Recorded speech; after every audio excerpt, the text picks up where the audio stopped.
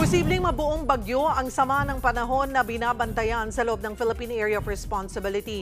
Para sa weather update, makakausap natin si Pag-asa weather forecaster John Manalo. Magandang tanghali sa iyo, John. Magandang tanghali po, Ma'am Cheryl. John, kasalukuyan po na nasa 100, Go ahead. 155 east ng Northern Luzon, yung minomonitor natin na low pressure area. Within the next 24 hours, inaasahan natin na malaki yung posibilidad na mag-develop ito sa isang ganap na bagyo o isang tropical depression. At kung nag-develop siya, papangalanan po natin ito na Bising. Yung movement niya ay pa-north. May dalawa tayong scenario. Pa-northwest siya ng konti, and then papunta ng Taiwan. And then yung isa pa natin scenario, pa-north pa rin, pero eventually ay mag-northeast na siya, papunta naman ng southern part ng Japan. Itong LPA sa kasalukuyan ay nagdadala ng maulap na kalangitan na may kasama mga pagulan at thunderstorm sa Ilocos Region, Cordillera Administrative Region, Cagayan Valley Region, Aurora at Nueva Ecija. Sa kabilang banda naman, dito sa Metro Manila, kasama yung Calabarzon, Mimaropa, Bicol Region, Western Visayas at natitirang bahagi ng Central Luzon ay magiging maulap din at mataas din ang tsansa ng mga pagulan dahil naman po ito sa habagat or sa southwest monsoon. Yung natitirang bahagi ng ating bansa, yung Eastern Visayas at ganoon din sa Mindanao, ay mananatili na maaliwalas ang ating kalangitan. Mas konti yung mga kaulapan at pagulan, pero nandun pa rin yung posibilidad ng mga localized thunderstorms. Itong LPA ay inaasahan din natin na kapag nag-develop siya, maaaring itong palakasin o hilahin yung moisture o yung hangin na magdadala pa ng mas maraming pagulan sa western part ng ating bansa. Kasama po dyan yung Metro Manila at western part ng southern Luzon. At yan po yung ating update mula sa DST. John, sabi mo within the next 24 hours posibleng maging bagyo na itong low pressure area at papangalanan ng Bising.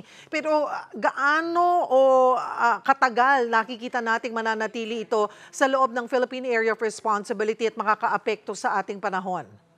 Sa kasalukuyan po sa ating current analysis, nakikita natin na posible na tumagal po yung LPA na to or maging tropical depression man siya hanggang Monday and Tuesday. Pero maaari po itong magbago kasi mataas pa po yung uncertainty kapag nasa low pressure area pa po yung ating binomonitor. Pero hanggang tropical depression strength lang ba o nakikitaan yung posible pang lumakas itong bagyong ito? May lalabas po natin o mas makikita natin yung progression niya in terms of intensity kapag naglabas na po tayo ng Tropical Cyclone Bulletin. Pero hanggang sa ngayon ay hindi pa po natin nilalabas dahil nasa low pressure area pa rin po siya na category. So it's already Wednesday. Asahan natin na ang bahagi ng Luzon, lalo na ang nasa northern section at western section, ay magiging maulan hanggang weekend? Yes po, lalo na po yung sa western section ng Luzon.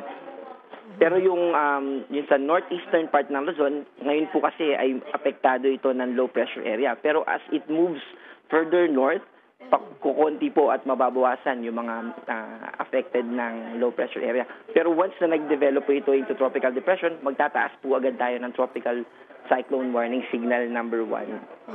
Anong mga probinsya ulit ang makakaranas ng maulan na panahon hanggang weekend? Sa ngayon po, Ilocos Region, Cordillera Administrative Region, Cagayan Valley Region, kasama yung probinsya ng Aurora at Nueva Ecija. Pero meron din po tayong tinaas na weather advisory at para maging specific po, ito po yung mga probinsya na maaaring maapektuhan ng LPA. Batanes, Cagayan, Isabela, Apayao, Kalinga, Abra at Ilocos Norte. Pagdating naman doon sa epekto, yung mauulanan dulot ng southwest monsoon, anong mga probinsya ang dapat din maging alerto?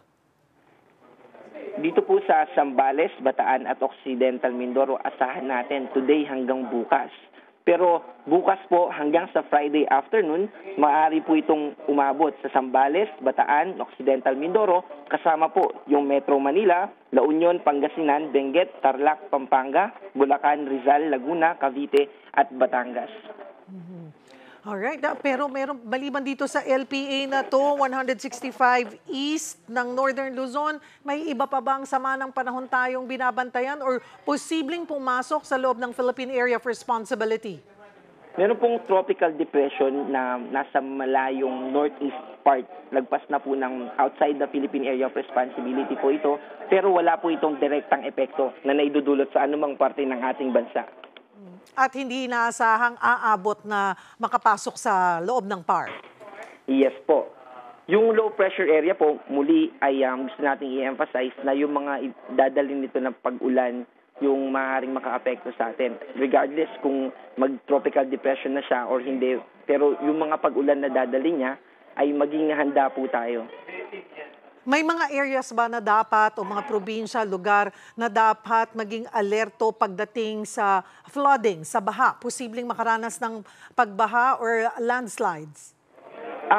Kapag naging tropical depression po itong low pressure area, pwede po kasing makapag-trigger ito nung tinatawag natin na enhanced habagat or enhanced southwest monsoon na nagpapalakas dun sa southwesterly wind flow or yung hangin na yung direction ng hangin na associated sa habagat. At dahil po dito, mas maraming moisture at mas maraming kaulapan yung maaaring magpaulan sa western side ng Central Luzon, kasama po yung Metro Manila, at ganoon din sa western side ng Southern Luzon, kasama yung Palawan, Occidental Mindoro, Batangas, Cavite, and yung mga nandun po.